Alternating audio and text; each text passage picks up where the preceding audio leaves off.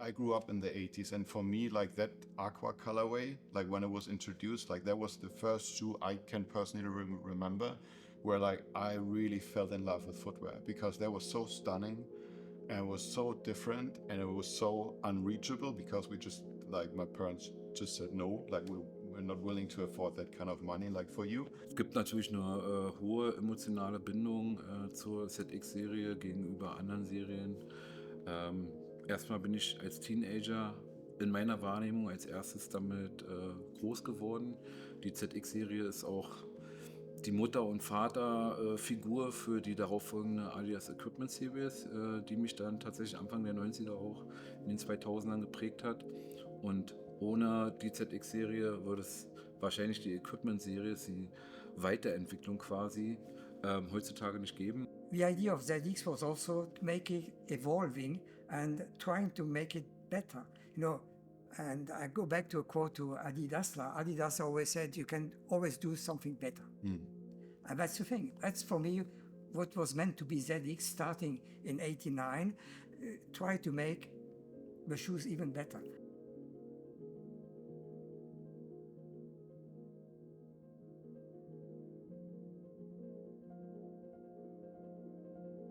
Seeing how we approach it is I think bigger than what the product itself was. It was more like, hey, this story, it's inevitable that two creators of ZX with Jacques and Markus Thaler that left a legacy, that looking at it from a different angle created a community that people still are in and will future forward still play a big role in. Yeah, sneakers, right? Friends, friendships evolved from that, families most likely as well. Dann ist über die Jahre da schon eine Szene herangewachsen, die sehr verbunden ist. Es haben sich viele überregionale Freundschaften gefunden. Man merkt immer wieder, wenn es einen ZX-Release gibt, dass es, wir sind jetzt in Berlin und in Köln zu Hause, aber dass es wirklich überregional Interesse gibt. Und für die Leute ist es oft wie so ein freundschaftliches Wochenende. Wir reisen an und wir verbringen so ein Community-Wochenende. Wir teilen unser Hobby, unsere Leidenschaft, unsere Emotionen. Der Anlass ist erstmal das Produkt und der Schuh, aber das, was sich darüber hinaus halt entwickelt. Ne? Ich habe jetzt mittlerweile in so vielen Städten in Berlin gute Freunde, bei denen ich von heute auf morgen zu Hause übernachten könnte, die ich alle über dieses Hobby und über die damit verbundenen Releases kennengelernt habe. Wenn was auftaucht, die Leute sind sofort da, sie kommentieren, sie sind sehr detailverliebt, sie wollen sehr energisch sofort jede Information. Adidas Ansprechpartner, die kennen das, wenn mal irgendwo was geleakt wird, wenn mal irgendwas auftaucht, was nicht auftauchen soll, dann kann man den Wecker danach stellen. 5 Sekunden später habe ich Anrufe, Nachrichten auf mein Handy, bin halt für viele da so ein Ansprechpartner, Eckdatenpunkt, wo viele direkt, die sind sofort heiß, die wollen sofort irgendwas wissen.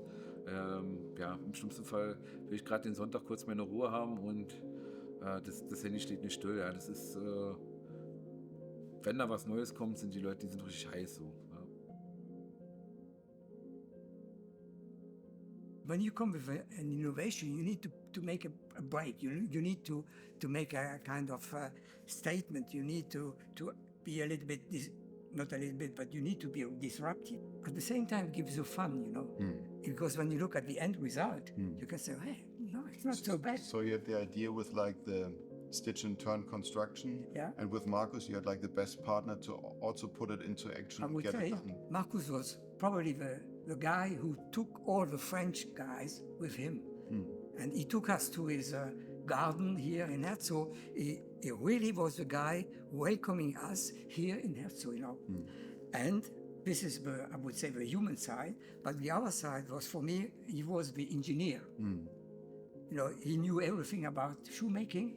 He was the engineer. And it's also a kind of mutual respect. And this was the achievement.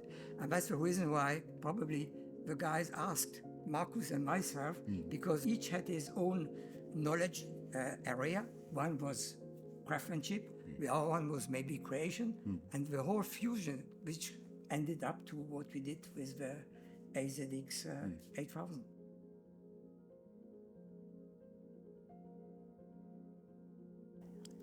Ja, also Der gelbe ist natürlich, also für mich ist generell das Pack an sich so ein bisschen Produkt des Jahres, Schuh des Jahres. Jetzt kann man drüber streiten, ob Babyblau oder Gelb. Ich habe den tatsächlich damals nicht besessen. Es wird ja bis heute darüber philosophiert, wie viel Auflagen es denn damals gab. In Sammlerkreisen wurde immer so geraten, spekuliert, 24 Paar, 48 Paar, es waren ganz wenig. Und ich habe tatsächlich auch als ZX-Sammler diesen Schuh nie selbst besessen. Hintergrund war halt Angebot, Nachfrage, Preis. Ne? Wenig Angebot, viel Nachfrage, hoher Preis. Ich konnte halt schon zur damaligen Zeit, wo der Schuh, der wurde ja nie, den gab es ja nie käuflich zu erwerben. Und wenn der mal irgendwie den Weg auf den Markt gefunden hat, dann war der damals schon relativ teuer. Ich glaube, am Anfang schon direkt Einstiegspreis 1.000 Euro. Und da war ich halt schon raus. Also ich gebe gerne auch gutes Geld für Schuhe aus, aber in der damaligen Zeit waren 1.000 Euro für mich unermesslich. Das war ein Limit, was ich nicht sprengen wollte. Ich glaube, damals war so mein Limit 500 Euro. Dafür war er nie auf dem Markt und der ist halt über die Jahre ist natürlich der Sammlerwert gestiegen. Und deshalb habe ich da nie meine Hände dran bekommen. Ja.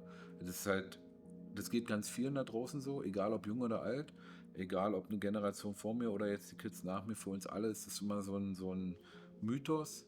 Das ist so der Holy Grail, der halt so selten verfügbar war und den auch viele nie zu Gesicht bekommen haben, dass er einfach nur aufgrund der Seltenheit schon eine ganz besondere Rolle spielt.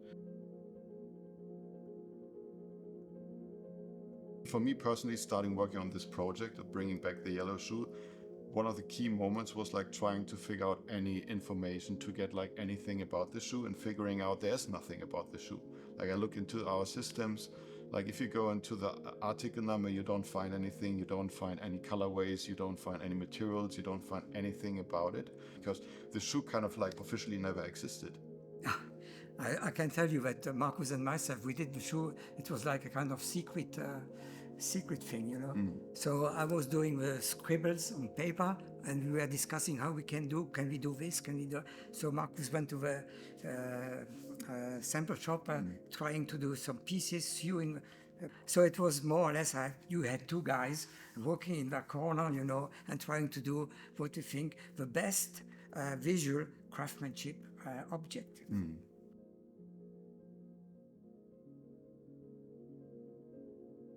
While we were looking ahead in the future and thinking about what Consortium 20 years can look like as we are celebrating, or as we celebrated in 2025 2 decades of Consortium, it was inevitable that ZX has been a monumental part of Consortium, plus a monumental part for the brand anyway. You have like two different things and we need to separate those a little bit. Like when on the one side, the yellow shoe is like really like over time, and I've been a little bit defensive about this and still try to force in minor changes to the original shoe just to differentiate it and make it slightly different.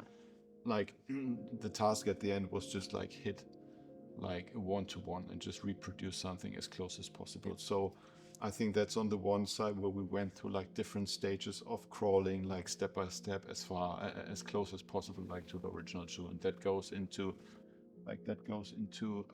the construction of the shoe as well as the materials of the shoe. So that goes into like what's the leather that we use, like what's the nubuck or the backside of the leather that we use, what are the specific meshes and the thickness of the padding. One thing that also is like insane was like really complicated to execute is like how to get the reflective stripes onto it, because if you look close, they're not stitched on. They're like also like stitch and turned. So there was another point where in the factory the pushback was just like we not able to do that. I remember when the first sample came and my first reaction was like, so when are we getting a stitch and turn version of this? Not knowing in the background there's been so many challenges and no's that development faced, and I think we took it as a step by step and we're like, okay, we got the stripes and so we still need to do a lot of stitch and turns on other layers, because what I think Otto, you mentioned the challenges and the difficulties of that. It's not only a one panel shoe, it's a multi-paneled with several overlays that are curved, not straight. So stitch and turning a shoe on this level, it's never been made before, and I think with this one and the first sample in hand, it was a good start for us to see how this can come to life, but we weren't there yet. And the one-on-one reissue, I think, came also down the process where we were like, hey, if we do it, let's try to genuinely bring it as close as we can and not dilute the message from back then. And I think we took it pretty personal, I think, this challenge, because I know the time and the hours we spent onto this one, not between you, Otto, and myself, but like from Ulle, who have done the major heavy lifting onto this one, but also Markus Thaler's son, who supported us in shell pattern creation next to his day-to-day work, showed how humbling experience this was, and how grateful and how proud we are to work on this product. It's a blessing to have Jacques involved in this, because he, as part of the original shoe, was like able to point out, no, this is not right, you got to change this, why can't you do this, we've done this in the past, and you've now like 16 years ahead, 17 years ahead, so you should be able to do this. Yeah. So he's also like pointing out small things like originally, for example, the ZX 8000 is asymmetric lateral outside to medial inside. Like, we kept this, and then he was pushing back. Now the original yellow shoe is symmetrical, so you got to get back to the drawing board and redo the shell pattern, so like that it actually works. And that was like a long process over, I said it before, like 3, 4, 5 sample rounds until we got this right. So that's the yellow shoe, and we can dive into this, but maybe also point out like the blue shoe, which is like a different beast. And there the briefing from Jacques was like to create something that takes like the original shoe, but maybe like make it more technical, like a construction at the beginning that is like completely technical and is a no-shoes or modern shoe. We figured out quite fastly that might not be like the best way to go. No, and I think this was a pretty good start, right, for us to understand how far we can push a silhouette into a space that it's at this point not in. I think it is a running shoe from the late 80s and 90s, but reality is the technology evolved so immensely that nowadays this turned into a lifestyle sneaker for a lot of consumers. And it was some trials that we made, and with the first samples coming in, it was for us a pretty straightforward conversation to have with Jacques by saying, hey, this is good, this is interesting, probably not made, but on the other side, this does not reflect what the consumer right now wants and stands for within ZX. And I think with the second sample as well, where we had another take on fusing certain materials that are known for this space with the suede overlay, but combined with performance aspects, as in the hot melts and having reflective welded stripes. It was a good mix, but it weren't there yet. I think with this one specifically, I remember sample round 3 where we dialed back to what ZX is. So you see the base with the pinstripe mesh, which is pretty iconic for ZX, but pushed the edges and the envelope with the tongue. Had some experience on the stripes that we have on those previous samples that were integrated correctly. It's been a ride. I think the blue one was more on the conceptual level and like how do we start and where do we want to lead it to, whereas the yellow one has been an incredible development challenge. This final product has been incredible. So whatever everyone will see on this product, it's handmade craftsmanship. Expect some creases, expect some love, because this is what made this shoe special and a unicorn back then.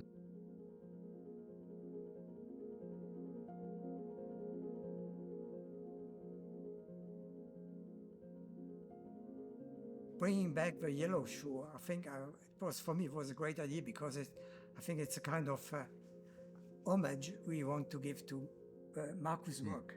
And that's basically, for me, the most important thing, you know. Ich war überwältigend, also ich war wirklich überwältigt. Was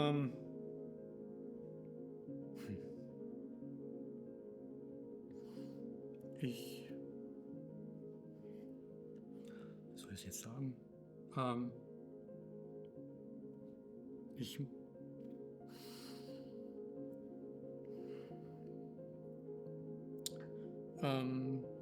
Also ich habe dann den Schuh angeschaut und habe dann das Label gesehen und habe dann auch die Unterschrift meinem Vater gesehen. Ja, es war dann ein bisschen, wie soll ich es jetzt sagen, für mich ein bisschen ergreifend. Ja. Aber auf jeden Fall war ich sehr überwältigend und ich bin auch wirklich froh, dass es wieder kam. Vor allem der Schuh, der natürlich auch. I would say that this is part of Adidas history. I think everyone who's attached to ZX, everyone who has some love for ZX will have a piece of history, will be part of piece of history as well. Because reality is, Jacques and Markus have created this for us to build on, and I believe once they see the shoe, once they see the process behind, there will be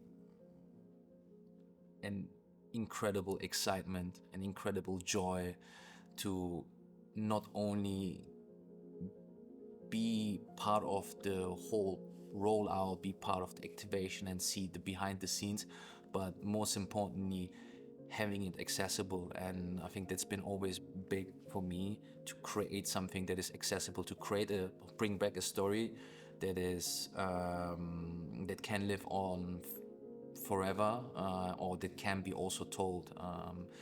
And I believe that's the best energy that we can create, because the energy that came out of this led to connectivity, led to community, led to people coming together. And I think that's the best outcome that the consumer can expect.